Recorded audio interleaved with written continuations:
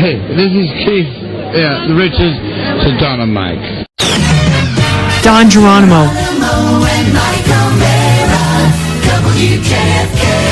This is the Don and Mike Show. Bad Bomber Bob lost his electoral race. Sorry, B1 Bob. How many more you got there, Rob? Two more, Mad Mike and Bomber Don. All right, baby. It's been said that it takes a village. Idiot. Well, we've got him. The Don and Mike Show. We'll be calling him in a second. This is the one right here that will catapult us to another fantastic program. People may wonder why Don and Mike staffers are always in such good spirits. Well, we've got Miller Lite. Life is good. We've got Miller Lite. Life is good. Don and Mike. All right, get out. And thank you, Robert. And thank you for listening. Coast to coast and nationwide via Vestwood Fun Entertainment, darling. Don Geronimo with Mike O'Mara. That's why we call it the cotton-picking Don and Mike Show. Felt the need to sing there. Just couldn't help myself. And yes, today we will be joined in studio by this man. Don't let them think of you as old. And I mean your children, your Jack grandchildren, who love to come to you and say, Grandpa, do you want to sit down or something like that? And I say, get away or I'll knock you over, you little... Great Jack Palance. All those well-meaning friends who want to share their own physical decline with you.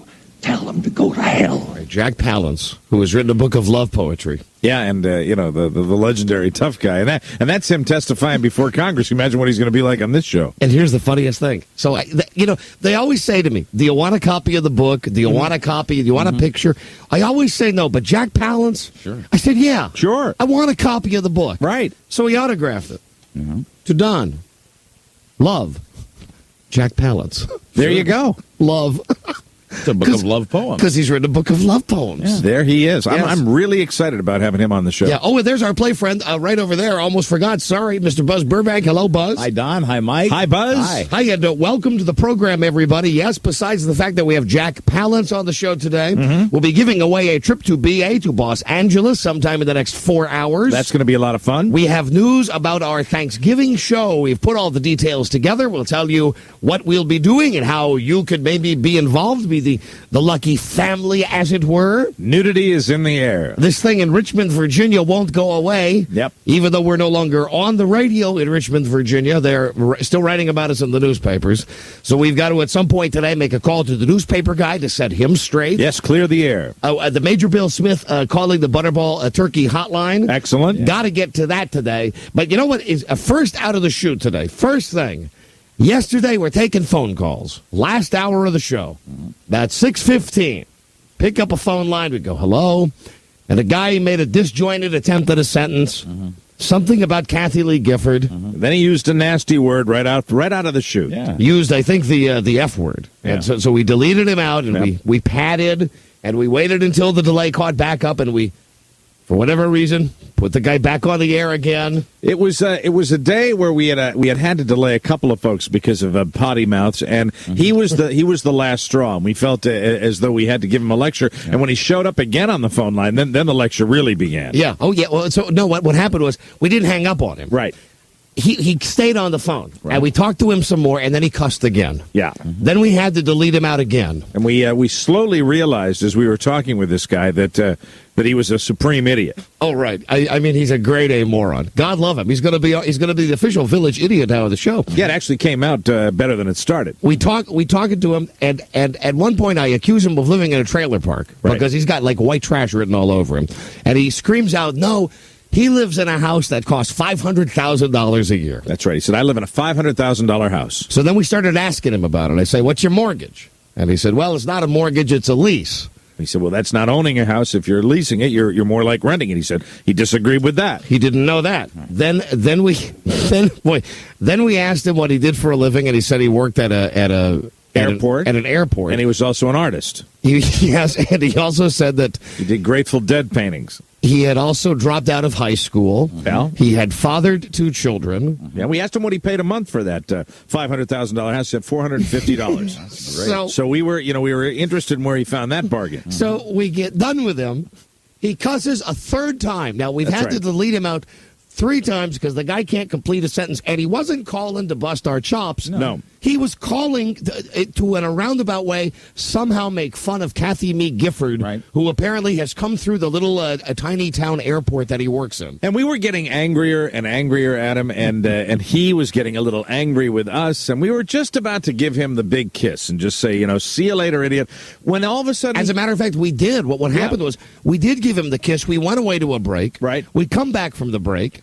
And I'm like a moth to the flame. I can't stay away. I go to the calls.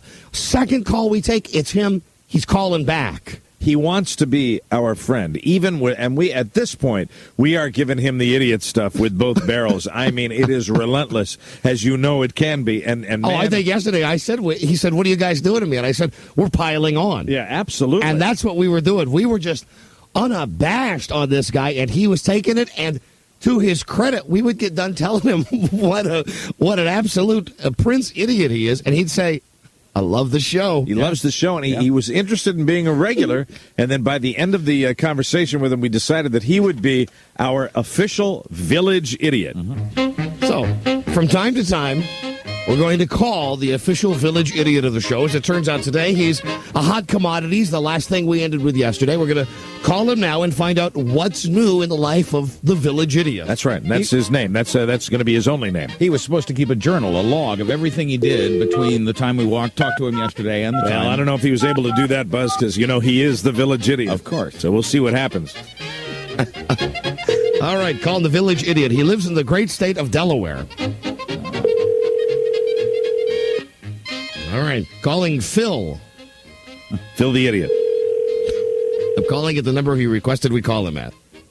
He requested we don't call him at work. Now, after all that, he said he was going to be at home waiting for our call. Today, 3 o'clock. Right. It's today. It's 3 o'clock. It's 3:09. He thinks a little slower than most people. Perhaps he gave this some thought. Well, that's why we're letting the phone ring extra long here. Hello, you've reached 855. Mel and Phil can't come to the phone right now, but if you leave your name, number, and a brief message after the beep, we'll get back with you just as soon as we can. Thank you for calling. Bye-bye. Hello? Hey, you idiot. Hey, we want to talk to the village idiot. Hey, come on, village idiot. It's your time to be on the Don and Mike show. You said you were going to take our call today right after 3 o'clock Eastern time. Hey, Rob, did you talk to the village idiot yesterday? V.I. Warshawski? Village Idiot Warshawski? That's the movie that officially ruined Kathleen Turner's career, incidentally. That's when she started speaking weird, right after that, and then she became... Yes. I just tell you, Larry, I am very, very excited. I heard her narrating something on one of the Discovery Channel the other night, and it was just going... Then they very quietly go around with the thing. It's so sad. I'm Kathleen Turner, and I don't know how to speak. Did you talk to the village idiot yesterday after the show? I spoke to him yesterday after the show, and he was very excited. Remember, his wife with Demon Offspring number 3 was having a sonogram today, but that was at like 1:20. So hold on, I didn't know that he had planted his third demon seed. I know that he had said that at the age of 20.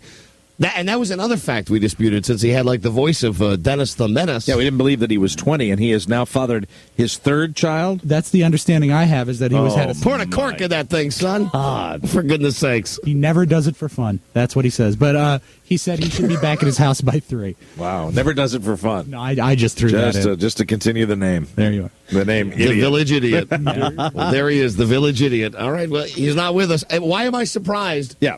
That a guy who we gave the moniker Village Idiot to is not there at the scheduled time for him to appear on the show. No, that would be far too responsible and intelligent for him to be sitting there at the appointed time. Perhaps he got 3 o'clock Eastern time confused with maybe midnight. No, you know what'll happen? What'll happen is we'll get the great Mr. Jack Palance in here for the first time we ever get a real honest-to-goodness celebrity, and it'll be at that moment, I guarantee, that we hear from our friend the Village Idiot. You can't count the number of Oscar winners we've had in here. This is a big deal. Hello, Don and Mike Show. Hey, Don and Mike. Information for you. This is 401 guy. Is this the Village Idiot guy? No. This is the 401 guy. I got information for you. Now, try to open your mouth and maybe take the glue out of your mouth. Is this the guy? I think I know who this is. Is this the guy who works for the phone company? No. That sends us the funny names, like the guys with the names like Harry Butt and stuff like that? No way, man. No. I got information for you. Today, Michael Jackson got married today. I have some information for you. You are doing a fantastic job. Michael Jackson got married today. Michael Jackson got... Now what, am I walking into a joke here? No, seriously. He got married He was today. supposed to have, anyway. No, seriously, right. It'll be on TV tonight on VH1 at 10 o'clock. And how are we getting this scoop from you? Oh, I work at the MTV music video office in New York City. You do? Yeah. You're calling us from New York City? No, I'm in Virginia right now. What are you doing in Virginia? Visiting my mom. Then you mean MTV called you at home? No. Did they call all employees at home? No. I called my office earlier today, and they told me it's going to be on TV tonight, so I'm going to watch it tonight, so I figured I'd let you know. What do you do at MTV? You have an office. No, receptionist. Oh, you're a receptionist? Yeah. Because you speak so clearly. I watched the Jivas thing the other day on VH1. It was a thing about Michael Jackson where they said, we went out on the streets to find out from Michael's fans what they most want to know about him. And it's something that had obviously been set up because Michael Jackson had announced that he had knocked this girl up. Yeah. So that's the story in the tabloids, that he and this woman they're pregnant. Right. Prove it. Right. So they go up. Hold on. They say, here's what people in Burbank thought. And they have people who obviously are not Michael Jackson fans, and they look into the camera. You can tell it's prearranged. They go, I would like to know, Michael, are you going to have any children? And there were 3 or 4 of them spliced together like that. Right. And then they come back to the slicky guy on VH1 and goes, well, our VH1's listeners' questions have been answered because, yes, the purple one, the gloved one. The gloved one. Prince is the purple one. Right. The gloved one is indeed going to be a father. And once again, I don't trust it at all. I think she got pregnant with somebody else, and they're saying it's Michael's baby. And now here's the totally outdated Billie Jean. Well, Mike. What was that, sir? My same feelings as well, Mike. I think this is all set up. Well, you're an expert from MTV, so I will take your idea and run with it. Hello, Don and Mike show. Oh, somebody's having a lot of fun. Hey, I didn't expect to get right on the air, but hi, guys. Hi. Am I on? Yes. Oh, cool. Who are you talking about having fun? Oh, well, no, you were having fun when I called in. We have fun every day on this program. I know, that's why- You people try to stop us from having fun, but we have fun anyway. We steamroll ahead. We could never do it. We could never stop you. And that's why you're so enjoyable. Thank you. Yeah. Listen, I was calling to try to find out the number for the hypnotist that you guys had on a couple of weeks Tom ago. Silver. Tom Silver. The hypnotist. All right, here it is. It's 1-800. Yeah. 275-4277. 4277. All right. Thank you. Sounds like a great guy. All right, Keep up bye-bye. the good work, guys. Thanks. Thank you. Bye-bye. You going to give a dry run on that number? Kids, don't call that number, please. Okay? That's 1-800-ASK 4ASS. There you go. Now, he thinks he's calling the hypnotist. This is the number he's really calling. I give this number out to people. I swear to God I do. If someone wants my home number, Welcome to 1-800-ASK-4-ASK. The only party line you need for good butt action. There you go. You can give out an 800 number now because people have 800 numbers. They have such a thing. Yeah. Sure. You give it out. You say, here's my number, toll free. Call me anytime you want. It's on me, my man. There Hello, you go. Don and Mike show. My good man. Yeah, have you guys heard Letterman's going to retire because you smashed him so bad? Yes, I've heard that. Oh, man, it's a tragedy. Hello, Don and Mike show.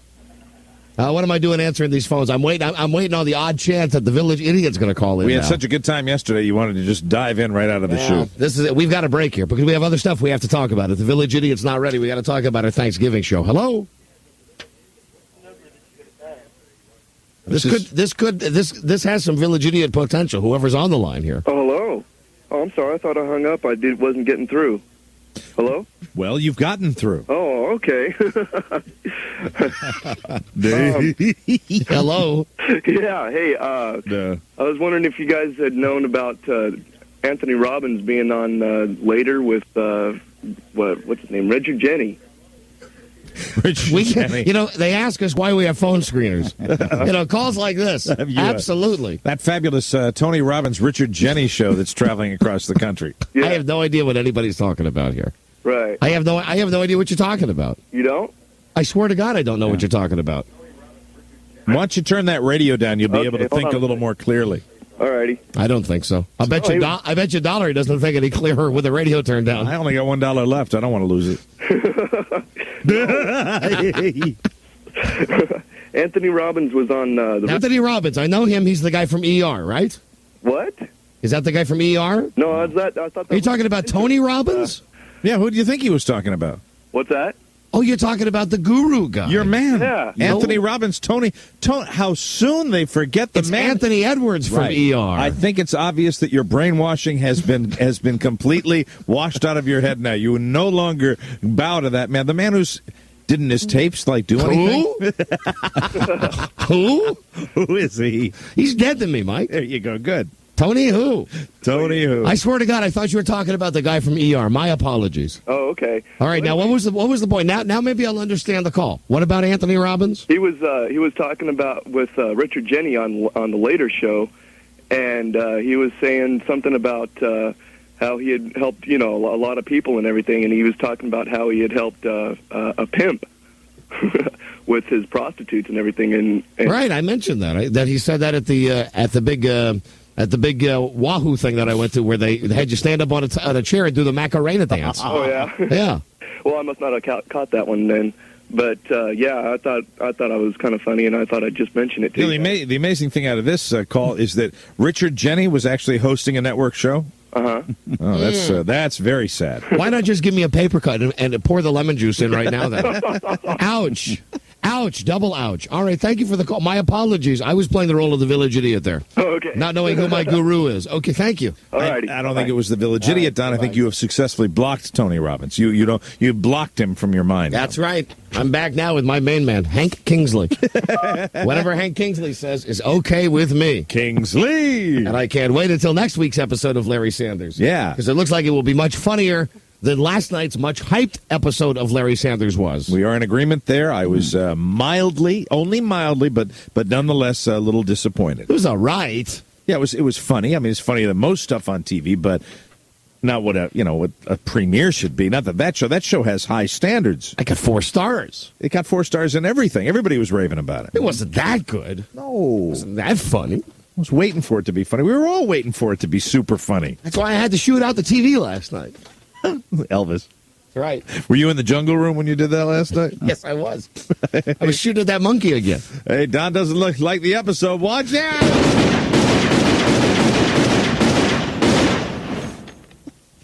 That's the best sound effect at the end when you hear that little clink of whatever the cartridge or whatever it is. Yeah, I know so little about guns. Whatever that, not the boom, boom, boom. This part right here. That little clink, clink, clink. Yeah, cartridge falling on the floor. That's a good sound. Shell casing. Mm-hmm. Good sound. Listen to me. Good sound. Good sound. I'm the biggest pussy in the world. Good sound. Somebody gets on a water pistol, I turn it and I run the other way. The sound of gunfire. Good sound. We got to break. Good man, Mike. I had somebody say that to me the other day. I don't know. That's something that's strictly a guy thing. And what it was somebody said something to me like, boy, can you believe that, OJ? And I said, that son of a bitch should be in jail for the rest of his life. The guy says, good man. Is that something that one guy said?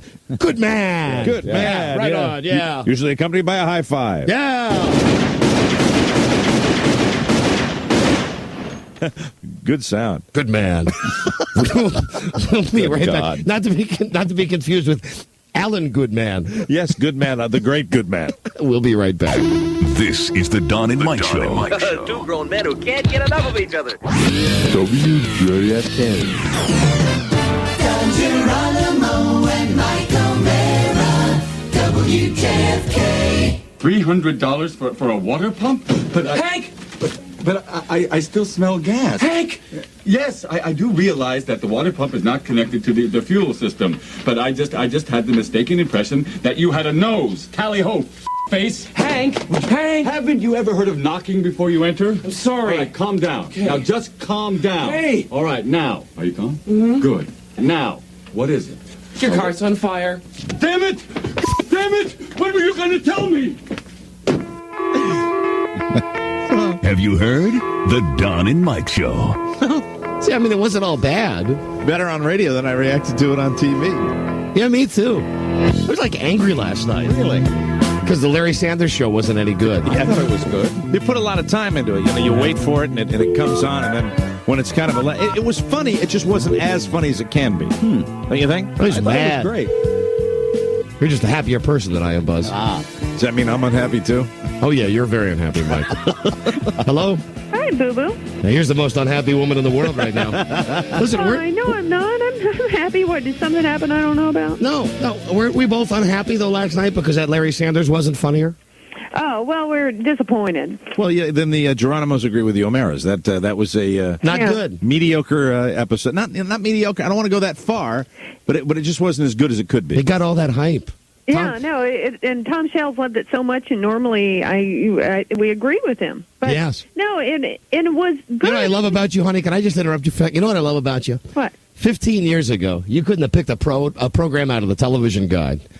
I swear to God, you could. And look at now. Look at now. Look at you now. Look at you now. You know now how important television is, and you're like me. When a show's not good, you're disappointed. Absolutely wrong, Sugar Bear. I am just a fraction of the devotion that you had. But when I was a little girl in my little warped childhood too, I loved situation comedies. I remember ones like I would wait for the new season. I mean, it's sad, not as sad as you. Compared to you, I'm Masterpiece Theater. But I would wait. Maybe. I remember being so thrilled about that new one with the Smothers Brothers, where one was an angel and one was the regular brother. I just lived for the situation comedies. Well, I never knew that. Man, See, you really know like the good one. I never found that out till right now. I never knew that. The whole time that I've known you, especially when I first met you, when we first started dating and everything, you just had like that little black and white TV, and your whole rap going was that television didn't mean that much to you. Well, as an adult, thank God I've grown out of that stuff. No. Now you've grown back into it, though. You were upset last night. And you know what? Yesterday, you want to know how pathetic our life is? Listen to this. What? Yesterday morning, you know what my wife says to me? I'm going to take my son to school. As I'm walking out the door, she says, well, I love you. I go, I love you. She goes, Larry Sanders on tonight. I said, yeah, sure. Love you too. Yes, television show on tonight. Well, you know what? That's how pathetic our life is. That's me trying to make conversation with you. That's like when I call my dad. Even I talk about sports, even though I don't care that much because I like to. So you weren't excited like Don was about Larry Sanders? Oh yes, she was. She's lowballing it. I was looking forward to because I just finished reading that Tom Shell's article in the Post, and I was looking forward to it. But I know you think it's heresy because we've been having problems with the dish, and you called me a couple of minutes ago and you say, has it been working? And I said, I haven't been watching this afternoon. Like, listen, who got that situation resolved, huh? When you need a real man to take care of a job, you send a real man. Last night, right towards the end of Larry Sanders, is when our satellite dish did that thing where the pictures start freezing, and then it said searching for signal, and then it said searching for program guide. I went to sleep last night. I had a very restless night of sleep last night because I knew that the dish was on the fritz. Oh, really? Your link to the world, your lifeline, your umbilical cord. However, listen to this though. But This God is weird. is kind.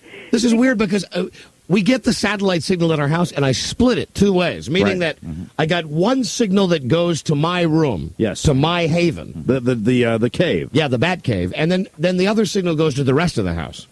The only part of the satellite that was screwed up was the part going to the rest of the house. Yeah. I still had my room. I was still able to go in and watch my 500 So channels. it wasn't an emergency. But no, it was an emergency because I knew that in the other room, I didn't have the availability. It really cuts down on the laziness factor. Did you sleep on the couch last night? Well, we were maybe going to have to move a bed into a It cuts down on your laziness factor when you know that if you want to get a glass of water and you want to get up and go from my room to the kitchen to get the water, that in the television near the kitchen, the satellite dish is out, so I will miss a moment of the dialogue. You have to make that walk without television. There can't be televisions all along the route because in every room we have a television. Isn't that when Frida brings the hot plate into the room and starts preparing the meals in the cave? That's what happens. The other thing would be just to run the hose in there, so you could have your glass of water.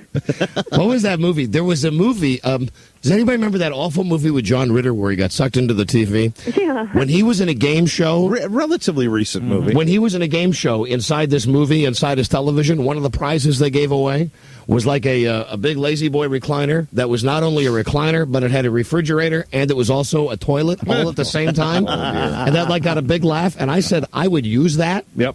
That would be a worthwhile product. Well, anyway, listen, you were excited about that show coming on last night, and I know that you were also disappointed that it wasn't that good. Well, I want to tell you, too, I was impressed the way you handled that problem because we've had many other little problems, regular homeowner problems with our house, like need a plumber, need electrician, need whatever, and you would not lift a finger. But I told you, well, they won't come out till next Thursday to fix the satellite dish. Yeah, I got it fixed today. That phone.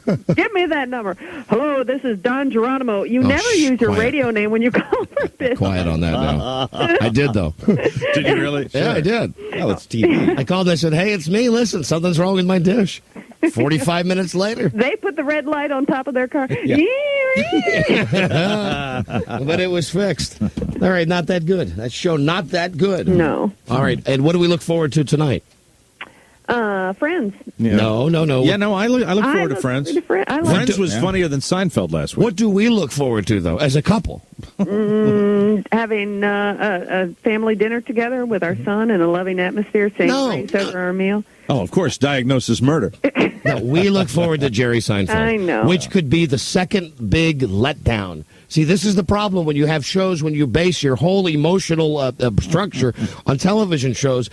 That's like blow after blow. It's first Larry Sanders is not quite good enough. Now tonight, if Jerry Seinfeld is not quite good enough. Do you share ER with your wife after Seinfeld's over? We do not. No. We occasionally will watch ER, but we always go to sleep before it's over. We are not a drama family. Let me tell you something, that ER, a major controversy over the show ER, because when they left ER last week, there was a baby in critical condition, and everybody, they went to credits, and you didn't know what the status of this infant was going to be, and you kind of were sitting there going, it ruined it, really, when you talk about TV controlling it. My wife and I are sitting there, we're watching this, and I'm like, well, what happens? They're not going to. There wasn't a to be continued. There was nothing. Well, apparently they were flooded in certain jurisdictions, so flooded with calls about this that they actually made it a news story where they would come on and say, "We'd like to say for all of you that have been calling that next week the show will continue with the storyline about the baby on ER." So that's good news that's going to continue today. You guys ought to check that out. It's a good. You don't like dramas though, huh? We have only the Happy House. And we watch Happy House. Well, you know, with me, if I see something on TV, like if I see a particularly scary movie before I go to sleep, disturbing, that's what I keep with me. That's why my wife kids me a lot. You know what really puts me to sleep at night and makes me have happy dreams with REM sleep? It's Mary Tyler Moore. Nickelodeon. Yeah. That show comes on at 10 o'clock on Nick at Night. Right. And I am like a baby with a lullaby. You ask my wife. I get in bed. I'm wide awake. I'm hyper. I turn off the light and I hear that, love is all around, no need to. And I'm like, good night. Good night, nurse. You don't think it's the boredom? I don't want to watch shows where babies are hurt and people are sick. It makes me unhappy. No, it's not the boredom. It's the fact that I know what I'm getting in my subconscious as I go to sleep is something that I love. No, and I don't like to be stressed. I have enough stress in my real life. I'll agree with you there, because last week when they left you hanging on this thing, it really it ruined everybody's night. Everybody was watching it. You were sitting there going, well, what's going to happen to the whole family? Now we have to go to bed and get up again tomorrow morning. The only problem is sometimes I wake up and Ed Asner's making love to me. I'm having a dream and like Ed Asner is, a lot of back hair to hold on to. He's pitching and I'm catching. Oh my God! Yeah, boy, angry hair, the very angry Ed Asner. Hair all over. Angry, red and irritated Ed Asner. Well, I love you. What are you doing? What are you doing today? What are you doing right now? I'm paying bills. All right, that's good. Well, somebody's got to do it. That's good. It's a good thing. That's the good system we got. Yeah, we have a good deal. You make the money, I spend it. All right, I love you. And I'm keeping up my end better than you are your end, by the way. What end? The spending part. The spending money. Oh, all right. Okay, get off the phone. I got to go. I love you. Goodbye. Okay, goodbye. There she goes. Ouch. Okay, there she goes. Ouch. Did you hurt yourself? No, I hate that when she says that to me all the time. I'm keeping up my end. You're not keeping up your end. Like what? What does she mean by that? Like what? Like I got to go get a fourth job now? You mean she's not happy with the living you're providing her with? She wants more. She wants more? Yeah. Wow. She makes no bones about the fact she wants more. Man. Yeah. Wow. Yeah, why do you think I work all these extra jobs? Because I got to. Because I got her at home. I say things are going good for us. Well, not good enough, buddy boy. Not one word for you. Yes. Amway. We have a fax here. What is this fax? This is from one of our radio stations. From WPEK. Where's PEK? In Greenville, South Carolina. Yes, wonderful Greenville. 98.1 FM. It says, Dear Don and Mike, What is this? It's from the sales staff. Oh, letter from the sales staff. Please, not again. Oh, I always get a little edgy. It says, no, apparently it's nice. It says, we, the experienced sales staff at WPEK 98.1 in Greenville, South Carolina, love you, Don and Mike. Well, that's nice. Serving the upstate with 100,000 watts of Don and Mike. Wow. We loved your call to Iceland. We love the show. The password is professional. See? Mm-hmm. Ain't that nice? All right, all the sales guys and gals down at WPEK, way to go. Well, it's the Carolinas, Mike. I'm sure it's all guys. You know. They still run things the right way down at the Carolinas. All the men are in the management positions, and the girls, they all got the beehive hairdos. They get coffee. Yeah. They get coffee and they get donuts. No matter what the facts is, we will always manage to endear ourselves to someone down there. And as long as we're on that subject, let me go to this one. Yes. Okay? The station in Richmond that took us off the air last week, they're still putting spin on about us. Yeah, they just can't go to being the total non-professionals that they are. They can't seem to get over it. And I realize that this is really preaching to the choir since the people of Richmond, Virginia can't hear us now. Sure. But I just want anybody that will listen to know what the true state of affairs is. You heard what happened. This is a station that scored a 0.00 in the most recent Arbitron ratings. Station did not show. They signed on for our show. They had the show on for a couple of weeks. They got a little antsy. Yeah, they screwed around with it a lot, too, while they had it. We were preempted a whole bunch of times. The salespeople got upset because we wouldn't have a dog and pony show with them in the middle of our show when they came up here for a day for a seminar. Right. So we got mad. We canceled. And then they said, it's almost like when you're breaking up with somebody and you say, I break up with you. And they say, well, you can't break up with me. Sure. Because I'm breaking up with you. I've quit radio jobs where, you've done the same. Where you quit and then they fire you because they don't want, they want to do it. That's the way it works. So we thought that this was going to be a dead subject. When I guess it was Monday, we read an editorial that was in the Richmond newspaper about us.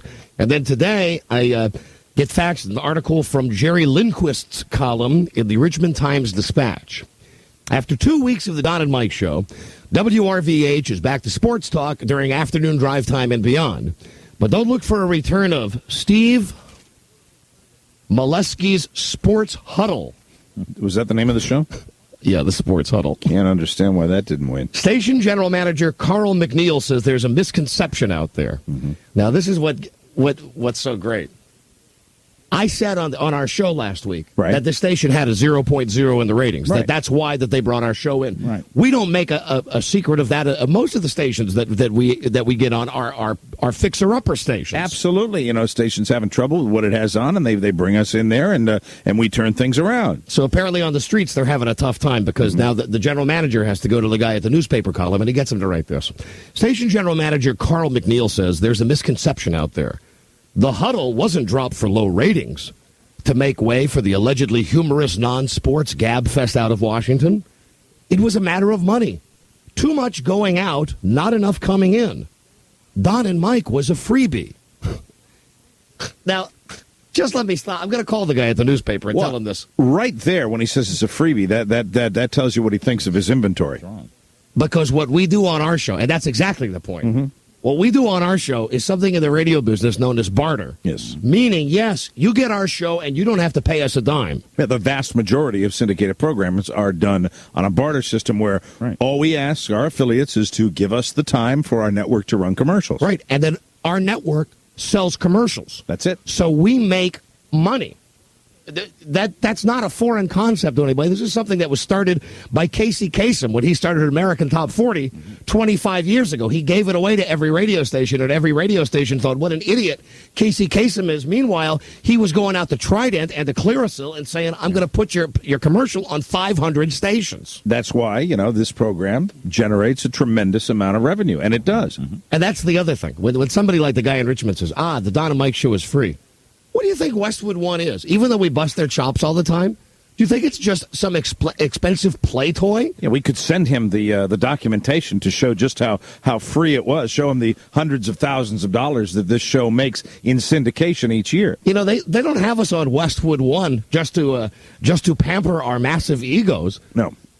If we didn't have stations and if our show was not contributing revenue, sure, I got news for you. It's a dog-eat-dog world. We'd be out on our ass. They're not doing this just to be nice to us. So anyway, this is what the guy says to the guy. He doesn't explain to the guy that, no, he doesn't pay for the show but he's giving up commercials. Yeah. He also doesn't mention to the guy that he's going to be running our commercials on his station for the next 6 months.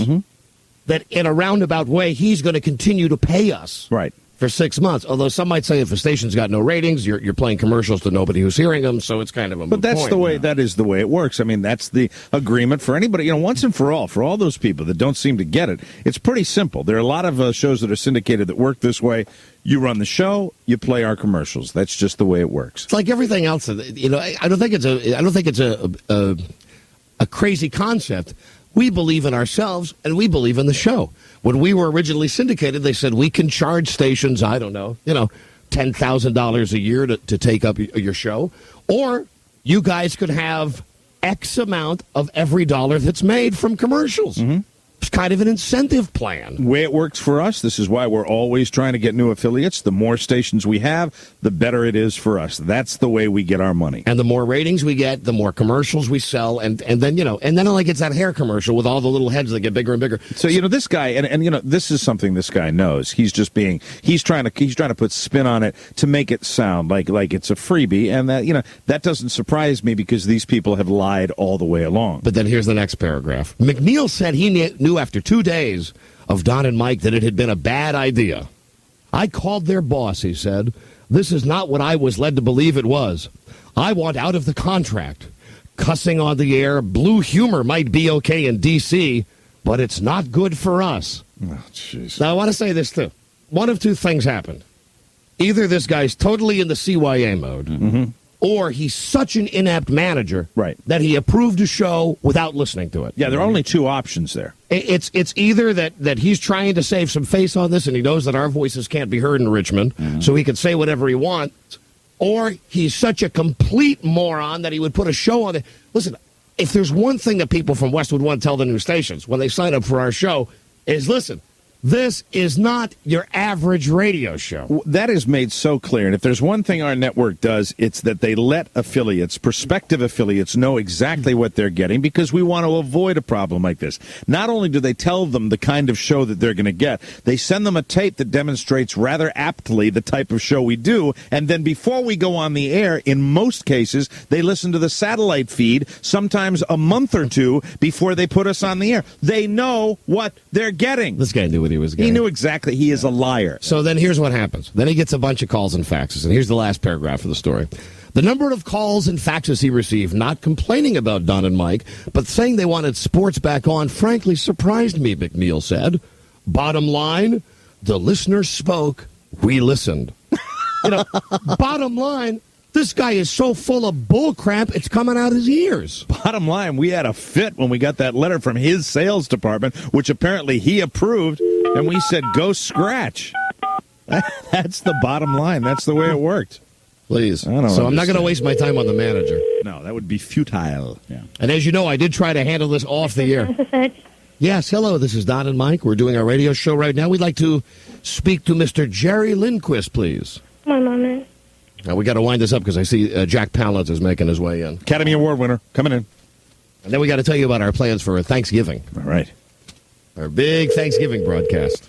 Let's just set this guy straight. Just give him a couple of facts. Call is being answered by Alex. Jerry Lindquist. Oh, man. No, you got to talk to him live. To leave a message, wait, tone. Record at the tone.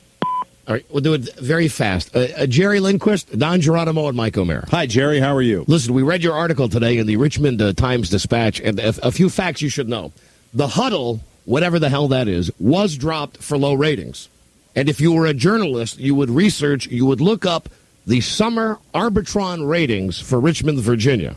Also, this guy knew what our show was about. This general manager at this station knew exactly what he was getting. They all know what they're getting. He was not telling you the truth there. He is not telling you the truth in most of this article. And third, our show, just for whatever reason, is not I'm only saying this because you're embarrassing me here. It's not a freebie. You understand how barter works. You pick up the show, you run our commercials. That is not a freebie. That is another falsehood that we wanted to clear up. We really hope that you give us a fair shake here. Even though we're not on in Richmond anymore, we'd like the people that listen to this show to know what the story is. And he does write here that the general manager says that cussing on the air and blue humor might be okay in Washington. It's not good for us. Our show is very well received. We are the highest rated show at Westwood One Entertainment. And if you would like to call our network and find out about that, go ahead.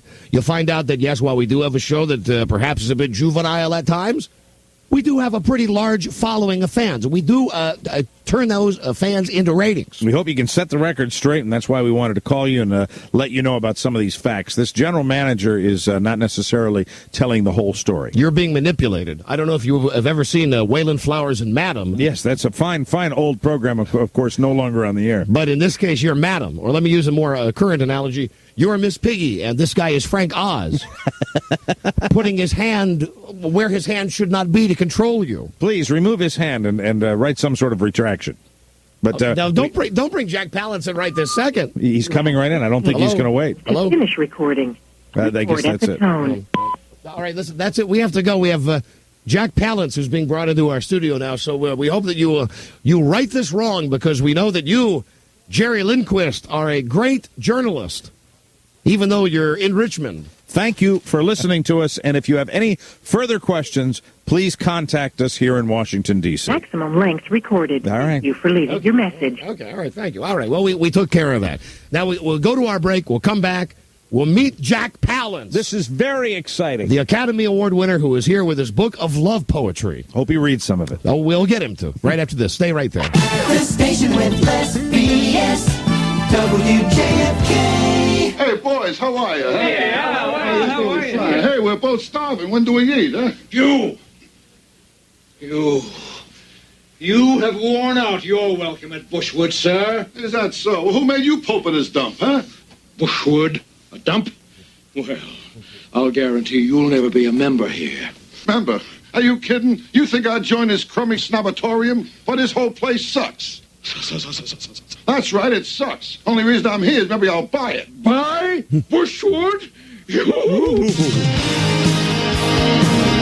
It is gigantic, with no more odor than a hot biscuit. The Don and Mike Show. All right, thank you, Paul Turner, my big bald friend. And thank you all for listening.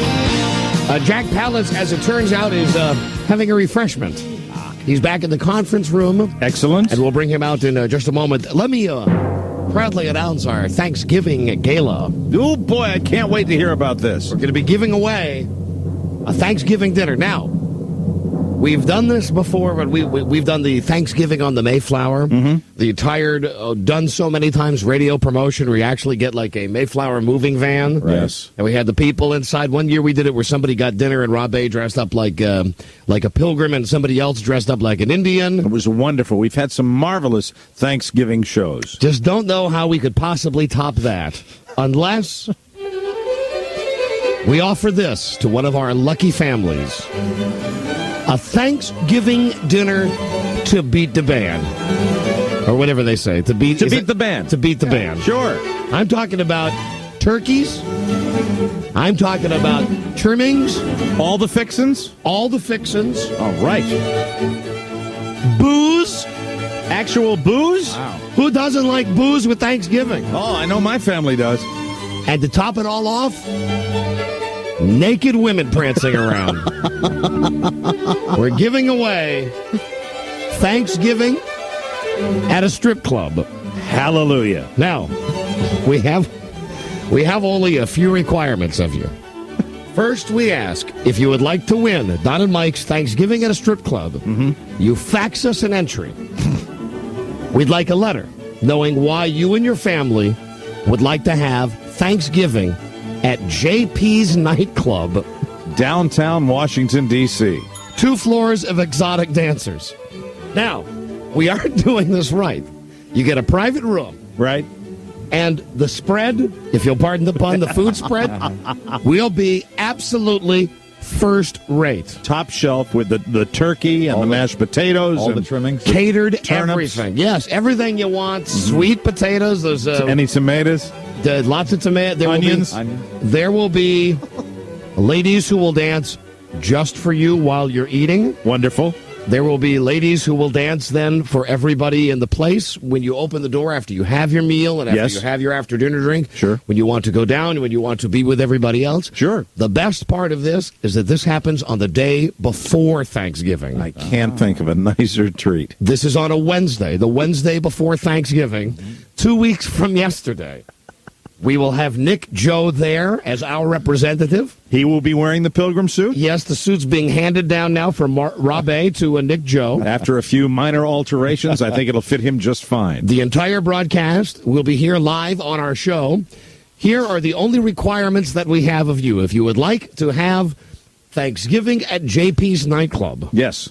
All that we ask, first, please, nobody under the age of 21. No, this is for adults only. Obviously, you know why. Second, you got to have at least some women there. It's not a stag party. Right. It's got to be real Thanksgiving. What it's going to be is a traditional Thanksgiving setting that just happens to be inside of a club where naked women are swinging on poles. I will say going in that we will weigh heavily the letters that include grandma. Now, that's exactly where we're going.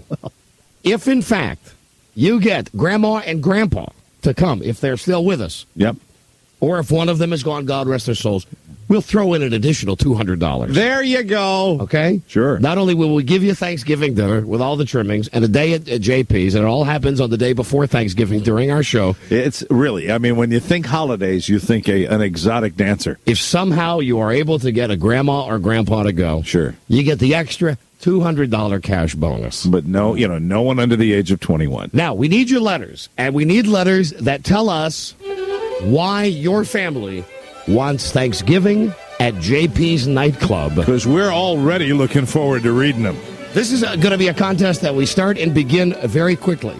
As soon as we get the first letter that catches our eye and we call and we interview the prospective family, right?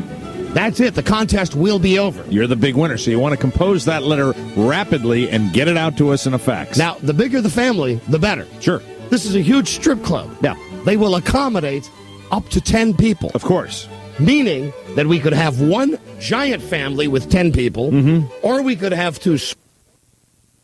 It'll have to be, I'll say this going in, somewhat open-minded. Right. And you're going to have to be very open-minded. You're going to have to be the kind of family that likes doing things spontaneously, and you're a fun-loving group. You're going to have to be like the sandwiches served at JP's. You're going to have to be open-faced. You're going to have an open mind about this. Sure. You don't mind getting a little Windex in your food? The food? Well, of course, the Windex from when the girls are cleaning up the window and such from the area during the shift change. Sure, you can't fault those girls for having a clean mirror, Buzz. However, the actual eating, Mike, will be done in a private room. I am so excited about this. And the good people at JP's nightclub, 2 floors of exotic dancers in Washington, D.C., have come up with the whole thing. They're going to have 10 girls dancing this day.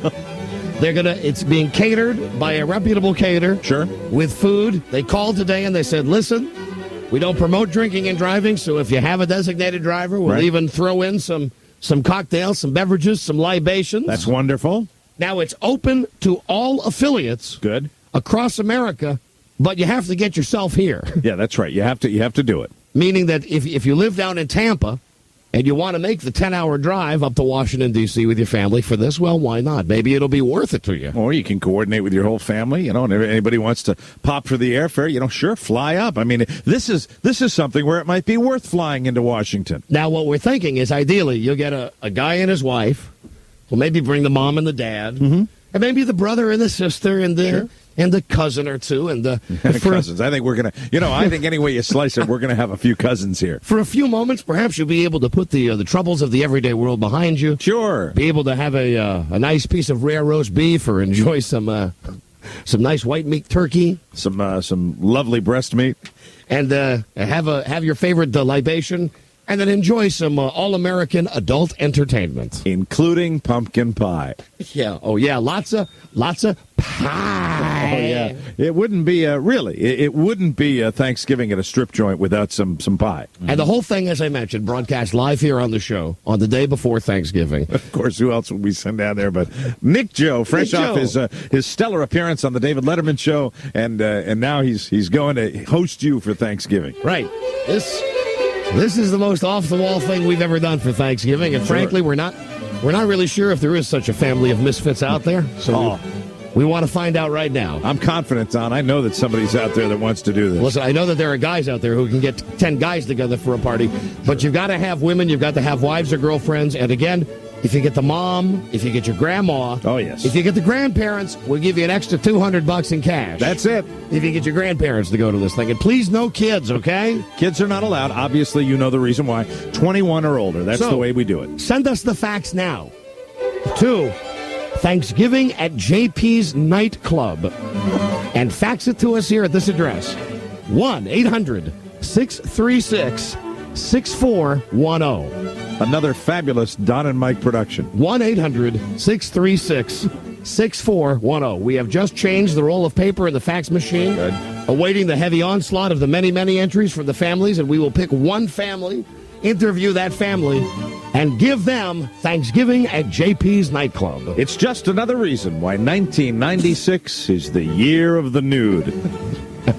And it's the day before Thanksgiving. Yeah. So it doesn't screw with your actual Turkey Day plans. Right, sure. I mean, on the real Thanksgiving, you can have a real Thanksgiving dinner. But this is going to be the real stuff. Not that this won't be a real one. Yeah. Let's just be a different experience. Okay? So please include, Rob wants me to say, please include your home and work phone numbers on your faxes at 1-800-636-6410. And this is courtesy of JP's Nightclub, 2 floors of exotic dancers on Wisconsin Avenue in upper northwest Washington, D.C. Bon appetit. So get those faxes in. Now we got to do a break and hurry up so we can get Mr. Jack Palance in here to talk about his love poetry. That's next. Don Geronimo and Mike O'Mara, WJFK.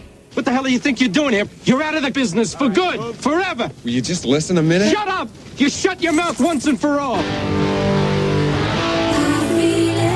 Don Geronimo and Mike O'Mara. Bet you can't eat just one. Here's a channel check right now.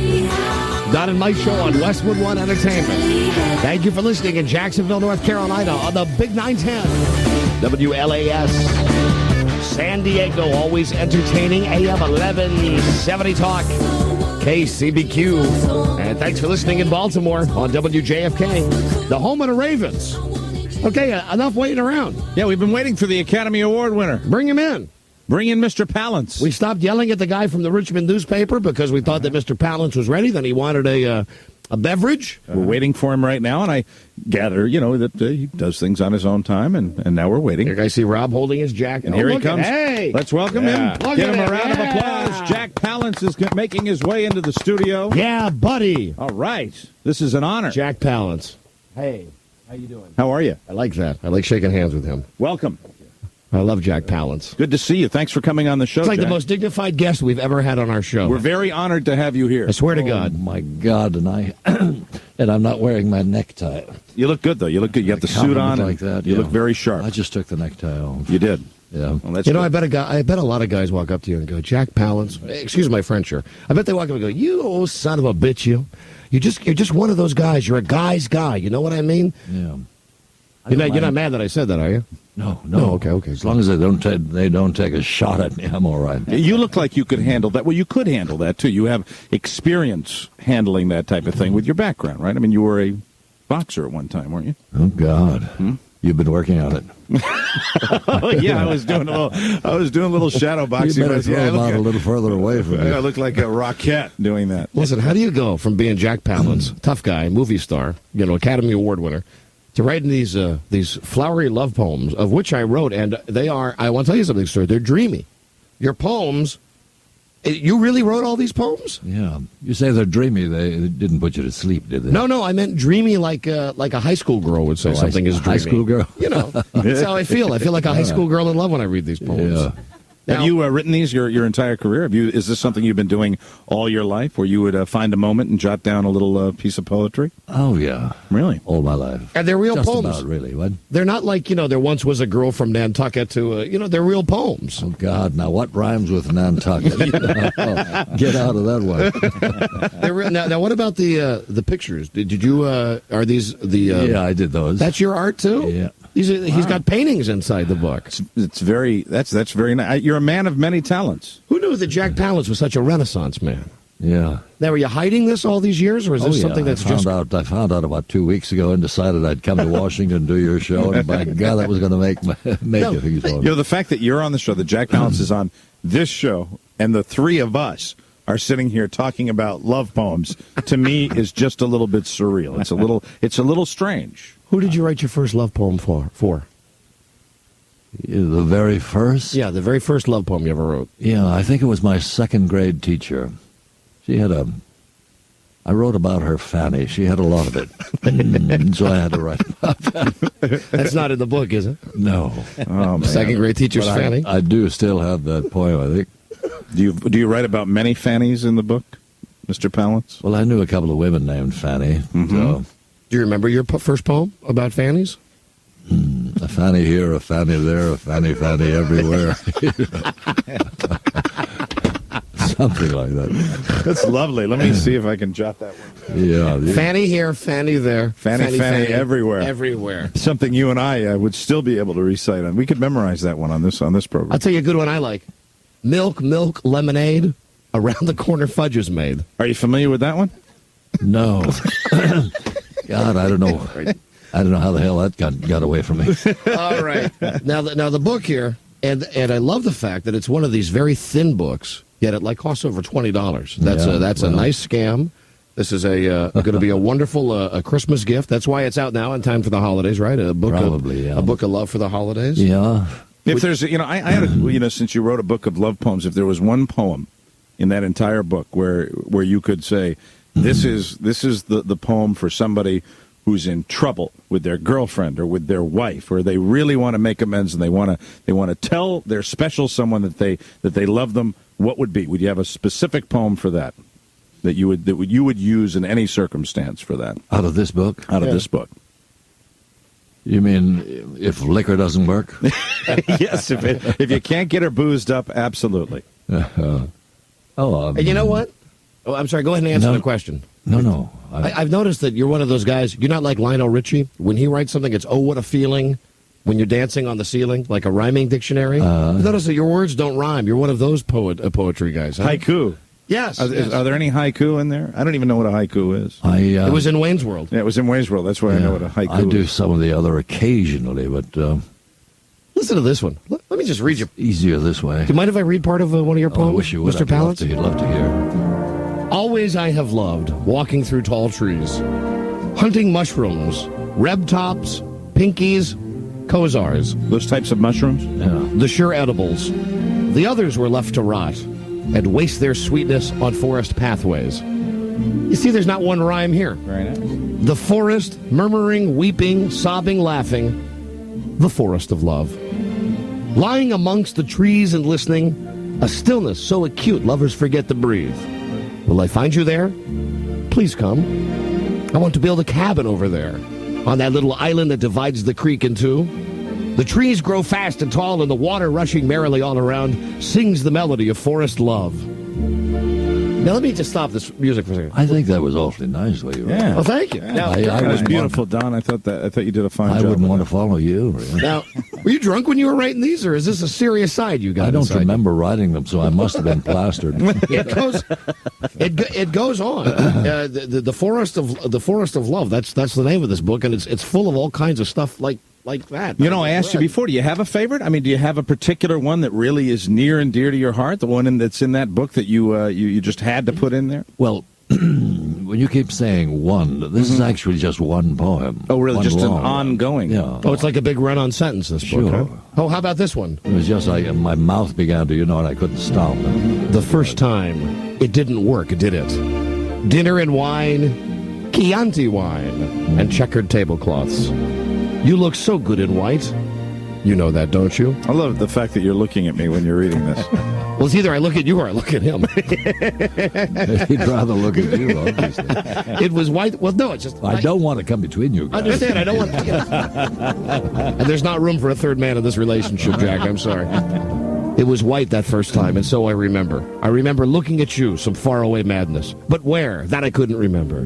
Burning always. Insanities. Is he doing these poems justice, Jack? And wild, feverish fires out of control. He likes it. He likes the way you're reading his poetry. Yeah, well, I'm a professional broadcaster, Mike. God, he's been doing this for years. Alone somewhere, always alone, always burning. On the cross, perhaps. Wow, that's heavy duty there. Yeah. Yeah. Now, what was your motivation for this? Was this a woman you were out with where you had some Chianti wine where she was wearing white? You mean being on the cross? No. The earlier part. Dinner and wine, Chianti wine, and checkered tablecloths. You look good in white. You know, if I had never gotten her, I could understand it. Trying to ply her with Chianti wine. Good God. So this is after That's you about got as it. cheap as you can go. So that was so this would be after the afterglow of after you had her. Yeah. Oh, Well, the glow comes after the wine, of course. Oh, okay. What about Billy Crystal? What's he like? Is he a big pain in the ass to work for when you're doing a movie with him? How did you know?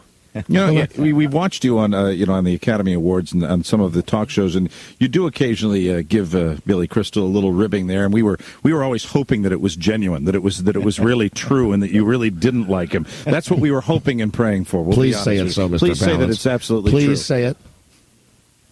You want me to say what? It would make us so happy work if anymore? you just say Is that that. Billy Crystal was a real hard guy to work with. Real pain in the ass. Well, Billy may have been a pain in the butt, yeah, but I don't know about hard to work with. Oh, really? He was all right. So you got along with him fairly well? How can a man like Billy Crystal direct a man like Jack Palance? How could you take orders from him on the set? He didn't direct either of those films. Oh, he didn't? No. Oh, who was the director? You don't take direction from anybody. It doesn't matter, does it, really? No, but Billy certainly wasn't the director. The first, there were two different directors. The first one I liked enormously. The second one I didn't like too much. The first guy was an American. He has directed a number of good films, you know. Yeah, you've worked with a lot of directors. Yeah, that's why I can't remember this particular hard to remember name. all of them. Sure. The second guy, I think Billy dug out of England somewhere, and probably he shouldn't have.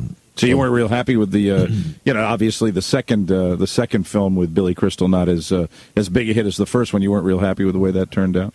No, and I didn't like the choice of directors. They chose an Englishman to direct a film that is almost a Western. What does a British guy know about the Western? Get this, man. Yeah, He speaks sure. with a The thick hell are they accent. doing that for? Why do you want Lady Di directing your movie about Westerns, huh? Or I guess Chuck, Prince Charles. You want a guy like John Ford kind of guy, right? Well, I don't want to bring him back. Mm-hmm. Did you work with him? Did you work with John Ford? No, never did. Never did? No. John's been gone a long, long time, you know. Mm-hmm. So like when a director on a movie tells you, the great Jack Palance, what to do, I imagine that maybe you're polite because you're a professional and you say, yeah, okay, but you really do whatever you want? Whatever you think is right for the scene? Pretty much. Yeah, that's what I like hearing. Yeah, but I don't know. I think you've got to be very careful about that. When you talk about John Ford, I thought that man was a fantastic director, and he did a film with Huge Western director, for anybody that doesn't know. Directed lots of Westerns and some other films. He did a film with Victor McLaughlin. Do you remember Victor McLaughlin? No, I don't. No, I don't. Oh, he was a fan. He was a hell of an actor. He was a more of a fighter than an actor, but he did win an Academy Award for that film. The Unin something or other. Oh God! They asked me to do it a long time later, and I wouldn't do it. Not following that guy. Shane, that was you were in Shane, right? You played the villain in. Yeah, that was me. I was the lady. Remember? Would you? Would you ever? First of your tough guy roles. Would you ever do a movie with Pauly Shore? Who? Exactly. That answers that question. I'm right sorry. there. Do you know who Pauly Shore is? No, I don't. You ever seen the movie Encino Man? No. That's good. You're lucky you haven't seen that. How about In the Army Now? He's one of those guys, for a guy like you. How long you been in the movie business, sir? Since 49. So you've been in a long time. 50 years in the movie 50 business. years. Must kill you. You've been busting your butt all those years. You finally got the recognition you deserve. And then here's a punk like Pauly Shore who gets movie after movie after movie. He does. I know it eats me up. Pauly Shore? Pauly Shore. You never heard of him before. No, I'm sorry. You don't want to. Don't worry about it. You don't want to hear about Pauly Shore. Who's your favorite modern actor of current times, of the modern genre of actor? Who do you enjoy? Well, and then there was, I don't go to films. You don't go to movies? No. Really? Do you watch television? Not very often. Really? A good football game, perhaps. Oh, now here we go. Now we'll bond. Occasionally. Who's your favorite football team? Well, they lost a couple of games. Pittsburgh. Steelers. Yeah. Mm-hmm. Steelers fan. Who's your favorite player on the Steelers? Well, the guy who was my favorite player was the quarterback who went to the Jets. Oh, Neil O'Donnell? Yeah. He's a girly man. They're doing great without him. They're doing great with Mike Tomczak. No, he's supposed to come back. He's supposed to come back this week, though. Anyway, I did like him an awful lot. The Steelers, I think I just like everybody. Do you still follow the fight game? Do you still follow boxing at all? Yeah. Did you watch the recent fight between Mike Tyson and Evander Holyfield? Yeah. What do you think of that fight? God, I would think I would wish that it never happened to either one of them again. Really? Why is that? Oh, come on, that's a beating. Good God! You mean as far as with the beating that Mike Tyson took? Well, he also threw some good punches. The other guy took a pretty fair beating too, but that kind of a beating. And a couple of years ago, there was in an issue of Life magazine, they had photographs of a fighter's brain. Mm-hmm. My God, it looked like scrambled eggs. Well, I guess you would see Muhammad Ali, and you would figure that's. How long did you box for? A couple of years. A couple of years. What weight class did you box in? Heavy. You were heavyweight? Yeah. You were a tall guy. You were a heavyweight. You ever heard of Greg Kinnear? No. God, you asked me all these delightful names that I've never heard of. These are all I'm just asking you all the hot up-and-coming pretty boys in movies. Greg Kinnear? Exactly. Again, exactly my point, sir. But he's a guy who's got a movie out there right now. And, of course, I'm fascinated with the fighting aspect of it because you know how much I enjoy the fight game. Did you ever fight against any of the legendary heavyweights of the day? Who did you fight? Who's the biggest name you fought against? Well, actually, as far as being an actual fight is concerned, I don't think there was anybody. No, Did no I big get in names? the ring in training with guys? Yeah. Oh, really? Who'd you train with?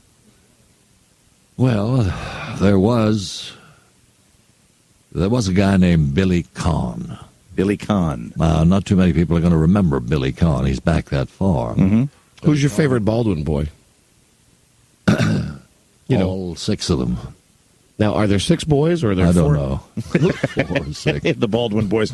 We've had contact with the Baldwin family recently. That's why we... who's the Baldwin that's supposed to be calling our show? Billy Baldwin. If there could be anybody in show business who you could kill legally with no fear of retribution, who would it be? Legitimate question. Really? Sure. Anybody in show business you could kill right now. That's still living. I really can't answer that because I don't go to films, so I don't know who the hell I hate. Would Billy Crystal be in the top 5? Made you laugh, now didn't I? You got this thing, huh? Yeah, we always kind of was. We were hoping that maybe you really hated Billy Crystal, with all the stuff you said, and we were really hoping. I occasionally bump into Billy, and what the hell am I going to do? Hey, apologize, Billy. I didn't really mean it. And then. All right. What about OJ? OJ, guilty or innocent? Do you think? Guilty or innocent? Yes, OJ. I think it's a good question. Guilty or innocent? Yes. What's your opinion, sir? My opinion is he's guilty. Are you going to answer the question? There's a strong case against him. Strong case against him. So you think he's guilty? Kind of a diplomatic. You're somewhat diplomatic. I didn't expect that. I thought you'd be a little ballsier. I don't mean that. Please don't beat me up or anything.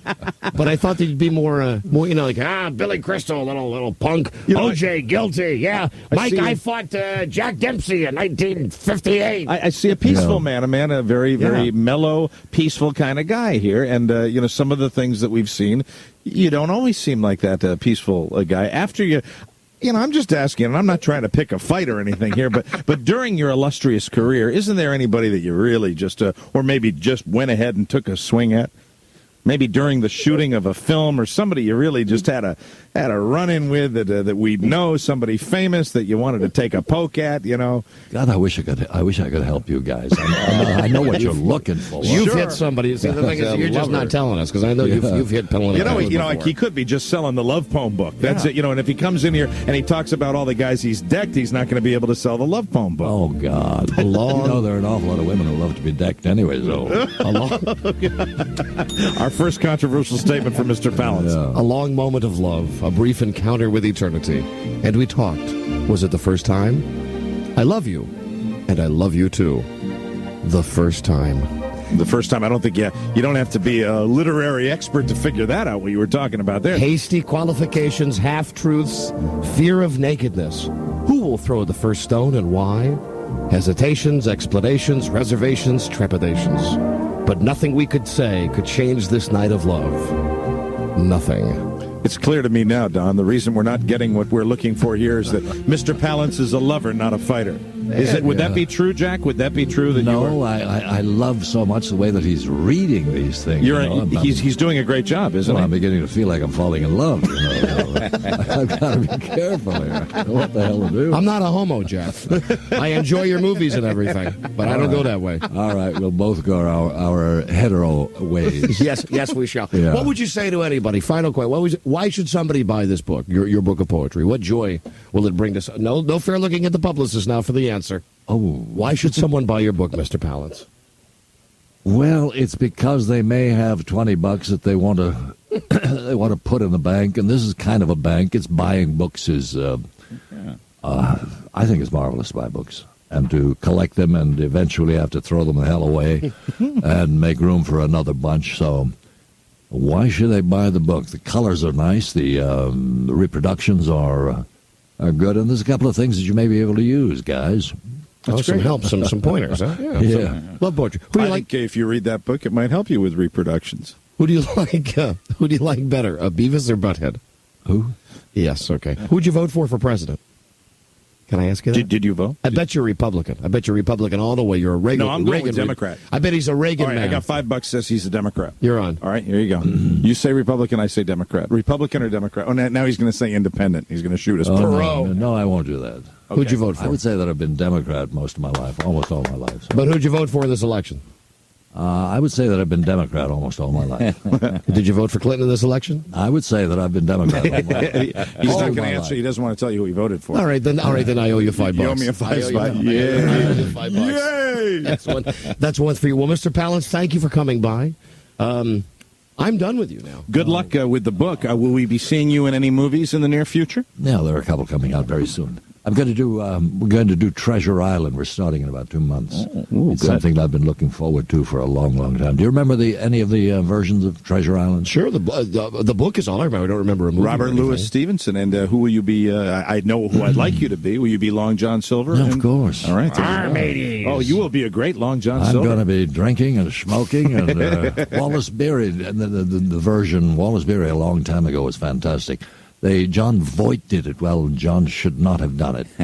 But it has been done beautifully. All right. You ever hear of a movie called Zorro the Gay Blade? Zorro, the Gay Blade? I didn't know Zorro was gay. It's a movie starring George Hamilton. It's one of my little nuggets that I love telling people about a movie that they haven't seen. I really like it. I think it's a great movie. It's his favorite movie. I'm not kidding you. I know I've been goofing you a lot today, but I swear With to God. George Hamilton? George Hamilton, who plays both Zorro and his gay twin brother. Are you familiar with George Hamilton's body of work? I know George. You know George? Yeah, I've known him for, 20, 25 years. I bet you party with George Hamilton, right? No, I never did that. I don't party a hell of a lot. Oh, come on. No. Sure you do, I sir. go into the barn, lie in the hay, and wait. All right, whatever that means. All right. Well, that's Jack Palance, and his new book is called The Forest of Love. Thank you very much for coming by today. We appreciate it. And I heartily endorse it, because it's full of stuff you wouldn't expect from a guy like the great Mr. Jack Palance. A man of peace, a lover, not a fighter. Thank you. Nice meeting you, sir. How about that? Take care, Jack. He's not a big hard ass or anything. No, He's a nice not guy. a tough guy. Yeah. Right, I thought that you'd say something that might irritate him. He's a mellow guy. He's a pussycat, He's man. a peaceful guy. He's a pussycat. And there he goes with the publicists. Everybody there. Bye, Jack. Bye, Jack. Boy. Thanks a lot. There we go. I want to kiss him. Mellow guy, just a happy guy, as peaceful a man as you'll ever want to meet. I wanted to get into a fight with him, man. And I want to kiss him. Hard and full on the lips. Come here, Mr. Palance. And he loved the way you were reading his poetry. How else am I going to read his poetry? I read that like that was an audition. Once you were looking him in the eye, that's what made the difference. Your eyes were saying, "Take me now." We'll be right back. You realize this is being broadcast, don't you? Don and Mike, WJFK. If you play Wichita lineman backwards, you get our national anthem. What's so funny, Dick? I am not Dick. I'm your new High Commander. From this point forward, you will refer to me as such. Okay, such. It's the show with that hands on hips, shake your head, mo money, mo deef, mo life attitude. The Don and Mike Show. You know, he was a nice guy. He was nicer than we ever could have expected. And we were caught by surprise. He was mellow, man. As mellow, and, out in the hallway just a minute ago, I was talking to him for a while. Mellow, just peaceful. And, weren't you expecting, like I was, that someone was going to come in and go, let me tell you, both of you, I'll clean your clocks. I'll take your ears and I'll smash them. But you got to know that he has punched some guys in Hollywood. Oh, yeah. You got to know that there are people in Hollywood he hates. And at least we got out, although he wouldn't say it. Sure. He doesn't like Billy Crystal. That's fair. He's not. We know because we were able to look him in the eye and we saw the big smile on his face, like the cat who had just swallowed the canary when we were discussing Billy Crystal. That was interesting. That was more work than I thought it would be. Yeah, it was, and he is he's not what we expected, and he's not even what we have seen before on television programs, where he comes out and he's doing the one-armed push-ups and his all macho that. man stuff. Sure, he was a pretty laid-back guy. I think what you heard was the real guy. I think this is what you heard today, the kind of mellow, but just at any moment I was waiting. What the hell do you mean by that? And that book. Wow. That book's like out of left field. We were never able to get out of him exactly when he started writing these love poems. I'll tell you. I've got love on the brain. He's got a strong grip, though. Oh, he is still in great shape. For an old guy. I mean, for a young guy, we were standing outside getting our picture taken with him, and he did that thing where he put his arm around each of us. Right. And he squeezed my shoulder, and listen, I don't want to sound like a baby or anything, but it still hurts. Where he squeezed my arm, man. He kind of sort of, didn't he say something like, "Yeah, this is what you want. Yeah. Isn't it what you want?" And he got us both in these chokeholds. I thought he was going to knock our heads together like the Three Stooges, like Mo used to do to Larry and Curly. Hello, Don and Mike Show. Hello? Hello, you're on the air. What, Don and Mike? Yes. Hi. Hello. I was calling to say that your relationship with Jack Palance sounded an awful lot like the relationship between Larry Sanders and David Duchovny. Ah, yes, perhaps there was a little bit. And I have to exclude myself from this because Don was the one who was reading the love poetry, and I believe that was striking a chord with Jack Palance. Well, I read that like seriously. You know what I mean? Because he's an Oscar-winning actor, man. Imagine later on this afternoon, maybe you get a call on the private line. Hello, Don. I'd like you to come to the farm. Spend the night. We'll read poetry together. Except he didn't touch me the way that the guy from the X-Files touched Larry Sanders last night. That was an oogie moment there. But and didn't you say, weren't you telling me they discovered this on a basketball court? In real life, this storyline to make Larry and David Duchovny gay together? In real life, Gary Shandling, I read this in an article, Gary Shandling says he and the guy from the X-Files are playing hoops. Now, that's a funny thought to begin with, Gary Shandling out there playing basketball. He says that as he's driving to the lane, as Gary is driving the lane, that the guy from the X-Files says, "Hey, wouldn't it be funny if I was gay on your show and I had a crush on you?" Larry said he stopped and thought about it for a moment and then finished off the layup. So you read whatever you want to into that. And I finally figured out the real reason I didn't like that show last night. Yeah. Not enough Charles Nelson Reilly. If you've got an opportunity, that was just such a brief cameo, man. Yeah, if you got to give me more Charles Nelson Reilly. And the reason that they had so much Elvis Costello is because they had to cut out a whole bunch of jokes about Maury Amsterdam. Because he's dead now. Did they have him on the show? Was Maury Amsterdam actually, on the show? No, but he was a topic. He was a topic of some discussion about how to write a sketch. Sure. When they around the time when they were going over the jokes for Jon Stewart, where Jon Stewart was saying, "Boy, it looks like this is the worst show that you could possibly give me." They had a whole big spiel about Maury Amsterdam. Yeah, they had to edit out a whole bunch. I suppose there were no references to Maury being in any kind of ill health there. Yeah, I bet that didn't happen on that show. Would it be great if they left it in? Yeah, well, they had the guts, but I guess, Well, they got guts for television. They got guts. Sure they do. On HBO, they can do things other people can't. All right, well, thank you for that call. Hello, Don and Mike Show. Cello. Hello. I thought the Village Idiot was on one of these lines. That's why I went Village to the Idiot, who was not there when we were supposed to call him originally? Somebody told me he called, as predicted, right in the middle of our interview with Jack Palance. Of course he did. Let me try it. That's what all good Village Idiots do. They call at the wrong time. Oh, and we got plenty of entries already in the Enjoy Thanksgiving at JP's nightclub contest. No surprise there. We'll read some of those in just a moment. And Buzz Burbank has news in a second. Your phone calls, the cornerstone of any Don and Mike program. The phone scan coming up, and we also have a trip to Los Angeles to give away today. All right, to go out and see Married with Children. How are we going to do that? That's a good prize. Maybe the best love poem. We could have someone call us with the best love poem. Don, when you read that poetry to me, it makes me quiver. 854-9. Oh, God. That's why this guy's the village idiot. Phone right now, but if you leave your name, number, and a brief message after the beep, we'll get back with you just as soon as we can. Right. Thank you for calling. Bye-bye. Hey, hello, hey, idiot. Hey, hello. I haven't. Hello. This is Jack Palance. I'm wondering if there's a way I could talk to the village idiot. I've written a love poem for him. You're a moron. Thank you. Bye. Ta-ta. I was hoping, I'm going to call him one more time in the next hour, and if he's not there, that's it. He's out as the official village idiot for the Good show. for you. The title goes back to its rightful owner, Dennis Murphy. The original and still champion. Still the best village idiot this show ever had, Dennis Murphy. Hallelujah. Now, this music means, of course, it's Thanksgiving a go-go. It's Thanksgiving at JP's nightclub. We announced this last hour. When do they come to you? When you're lying in bed late at night? Do you wake up at 3 o'clock in the morning and all of a sudden this little lightning bolt comes down from heaven into your brain and says, "Let's do Thanksgiving at a strip joint"? Now, you know what? Really, I'd love to take the credit. The guy wrote the letter in. The guy from the nightclub. Now, he didn't think Thanksgiving. Right. The guy just wrote a letter in and said, "You guys have never done a remote broadcast from a strip club before." I tell you, this works for me. So then I thought, we spend enough time in strip clubs, and we don't need the aggravation around the holidays of both of us just conveniently going to a strip club the day before Thanksgiving. You and I would actually like to have a nice Thanksgiving with our families. Oh, and turn this off for a second. You know what we were talking about the other day? Mm-hmm. With your wife and that time? Yeah. Yeah, my wife too. It usually is. I've noticed that. Bingo. Oh, yes.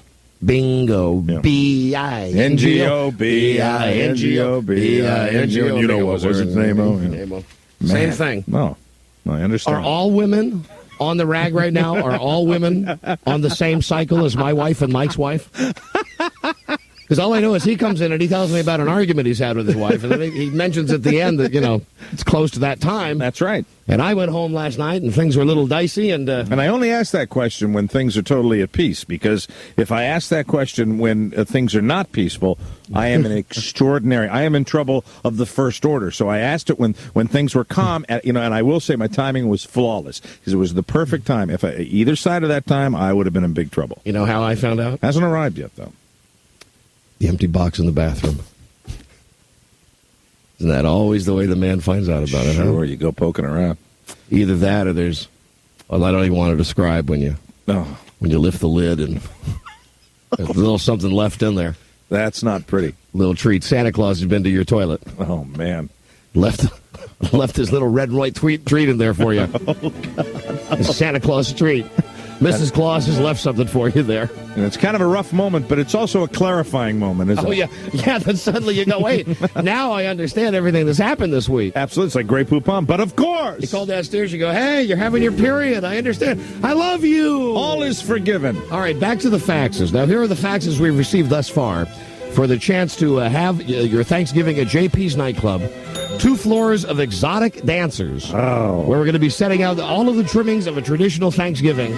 All of it done inside an adults-only strip club. Mm-hmm. Here's the first fax we've received. Dear Don and Mike, I've got 9 relatives in town this Thanksgiving, 7 of which are over the age of 50. If I say my grandmother still chases my grandfather around when she finds a dirty movie, would that do? Everybody's over 21, and we're all ready to party. It sounds like a real family Thanksgiving. Well, now, listen, this guy could be the winner. We're not going to make this a long, drawn-out contest. If we find a family, and especially a family where you get a grandma and a grandpa that will join, that's the biggie. You're going to be the winner. So this guy who wrote this, Nick Draper, I don't know where you live, Nick. There's not a town on here, but you should fax back with your phone number and your grandparents' phone number and give us the information on the people who might be attending this shindig. That's right, because a lot of this has to do with how quickly you get the information to us. All right, here's another one. Dear Don and Mike, under normal circumstances, I would volunteer my family for your dinner. They're all jolly old cotton tops, and they would find it hilarious. Oh, there is an illness in my family, so now is not a good time to take everybody to the strip club. I, though, feel a call to duty and would like to volunteer my services wearing my... We've had this guy on the show before. I would like to appear wearing my giant 7-foot-tall comedy penis costume. You remember this guy that with the giant penis suit? He's been in some of our shows before. Well, who knows? No, thank you. Listen, no, thank you. Let me see. Dear Don and Mike, my wife and I have had 2 Thanksgiving dinners on Thanksgiving Day for the past few years. We go to my parents' house and then hers. Oh, I understand that. He's saying he's got the 2 families that they have to cover on Thanksgiving Day. A lot of people have to do that. This year, we want to take them out for dinner or have them over. This sounds perfect for all, including grandparents. Please pick us, and this is from Charlie and Nicole. Excellent. Well, now, again, either one of these faxes from Charlie and Nicole or the other one from the guy Nick, you could win. We'll give you... This is a contest that we could wind up today. Yeah, and I'd love to get, if you get yourself a Polaroid and send a picture of the family, we'd love to see that. What we need is a fax that has all of the pertinent information about the people who you are positive will be attending this gala on the day before Thanksgiving. Grandparents are a bonus. Now, the grandparents will pay you an extra $200 cash bonus. That's right. Because that's what it'll really be, if you'll pardon the pun, the cherry on top of the sundae. Yeah, we think that after you enjoy this Thanksgiving, it'll be Thanksgiving all year round. You don't have Mrs. Doubtfire sitting there at the edge of the bar when the naked girls are coming down bringing the turkey. Oh, hello! So here's our fax number. As I said, we can wind this up today. Sure. Don and Mike's Thanksgiving a go-go, and fax it to us. Fax us a letter with all the pertinent information.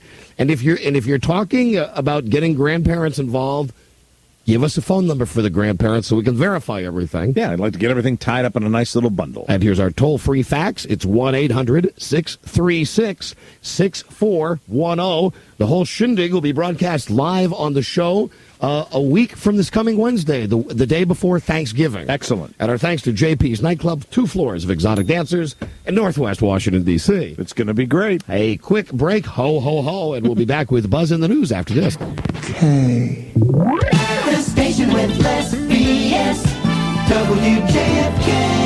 Hey, Hank. Hello. Is that your Jensen Healy? Yes, it is, and thank you for noticing it. We were just talking about it. It's a limited edition, 300 of these babies made. Well, that baby is leaking something, and that something smells like gas. Oh, no.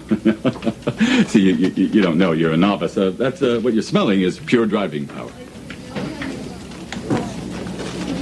But thank you. Are you sure there's nothing wrong with your car? Of course there's something wrong. Get a f***ing mop and meet me in the garage. It's the way Mike O'Mara fills time between golf outings. The Don and Mike Show. All right, hi, we're back. We're going to be giving away that trip to Los Angeles in the next hour. Postponed from yesterday. Major Bill Smith calls the Butterball Turkey Hotline. Do not miss that. Okay? And phone calls in the next hour, too, on a rotating random phone scan. And listen to this, a story from the newspaper that we found. A family, now this is in poor taste, but one on this show isn't in poor taste. A family that makes their money like Mr. Wolf from the movie Pulp Fiction. Oh, really? A family whose job it is to clean up when there are people who are like have their brains blown out in cars and stuff. Oh, my God. You remember how Jules and Vincent had to clean out that car under the direction of Mr. Wolf in Pulp Fiction? That's right. Lots of luck, gentlemen. We found a family. Their job is to clean up after violent deaths. Wow. Oh, my God. Yeah. Boy, that'll be an interesting interview. So that's coming up in the next hour. So you'll stay tuned. Happy day. I will. Now at 5:04 on the East Coast and 2:04 out west, here is Ruz Turnank. Hello, Juz. Hi, Don. Hi, Mike. A Thanksgiving contest to win the entire meal and the show from the strip club. Oh, it's hot. It's very hot. From the adults only club. We will get to more of those faxes in just a second. And postponed from yesterday. Frank Sinatra says, "Please pull the plug, baby. I can't go on." Hello, Don and Mike Show. But now your telephone calls. Francis Albert can't go on. You're on the air. Hello, Don and Mike Show. And I want to do the Major Bill Smith calls the Butterball Turkey Hotline today. That'll be a good goof. We're waiting for you. You're on the air. Hello? Hi. Oh, listen. The only thing I did was I was calling to see if I heard your number correctly. I wasn't calling to get on the air, but I didn't want to be rude and hang up the phone when the guy said, "Hold on." Huh? What number are you looking for? No, this is what happened. I was listening to you say the 800 number. Right. And myself and my 2 kids listened to your show, and there have been times when we've tried calling in. Mm-hmm. Where are you calling from? I'm in my car I'm calling from Dale City. All right. And so what's happened is I heard Don say the number, and I wasn't sure if I heard the number correctly. So what I did was I dialed the number just to make sure that I heard it correctly. You work for the government? No, I used to work for the government. Hey, no surprise. Coffee talk. But Don, is what she Mike sounds was, like. That's Paul Baldwin. Yes, hello. I want you to know that we love your show. Well, thank you. We love you. But the point of this call was? No, there was no point other than to make sure that I heard you say the number correctly. So for future reference, you wanted to have the number so you would know? Is that right? I knew you guys would understand, and I didn't want to be rude. Don't. Okay, but thank you. I don't understand. Oops, I'm sorry. I'm sorry. Hello, Don and Mike show. How you doing? Hi, great, thank you. Hey. Hello? You're on the air. How are you? All right. Hi. What can we do for you? I just was making sure I had the number, too. Everybody wants to make sure they have the number. Hello, Don and Mike show. Hey, guys, how are you? Hi, you're on the air. Good. I wanted to know if anything ever became of that guy that called at the end of the show yesterday, the idiot. The village idiot. Yeah. Well, now, did you listen to all the way to the end of the show yesterday? They cut me off. What? In my town, they cut us off. Where do you live? Baltimore. They cut us off in Baltimore? Yeah, for some football show. I turned it off. Ouch. Are you kidding? Ouch, that hurts, man. That's close to home. They have a coach's show or something like that? What time did they cut us off in Baltimore? Just about 7. 7? Well, then you would have heard. I believe we came to closure before 7 o'clock on that issue. What was it? Well, you should have known if you were listening to the whole program. They cut us off. I don't necessarily believe you. I don't think they did cut you off. I think you chose to cut yourself off. Okay, you're right. Well, then. Liar, liar, pants on fire. Then we're not going to tell you. Okay. That's right. You have to pay attention to the entire program. I'm sorry. All right. Thank you. Goodbye now. For goodness sakes. I think they cut us off in Baltimore. That's an Infinity station. Hello, Don and Mike show. Yeah, but then, yeah. But then again, you never know. You never know. You never know. Hello. Oh, goodness sakes. Don and Mike show. Hello. Oh, come on now. Listen, next person does, I'm going to star 69 you, so knock it off. Hello. Yes, is this the Don and Mike show? Right. Are you calling just to make sure you had the right number? No. No, I'm not. I just wanted to say that I love the show. Oh, well, isn't that nice? Thank you so much. God bless you for that pleasantry. Well, is this Don? And Mike, yes, both of us here now. Okay. You sound different on the telephone. Well, I listen to you, every evening going home, stuck in traffic, and it's really nice that you take these phone calls and interact with your listeners. Yes, it's a public service here.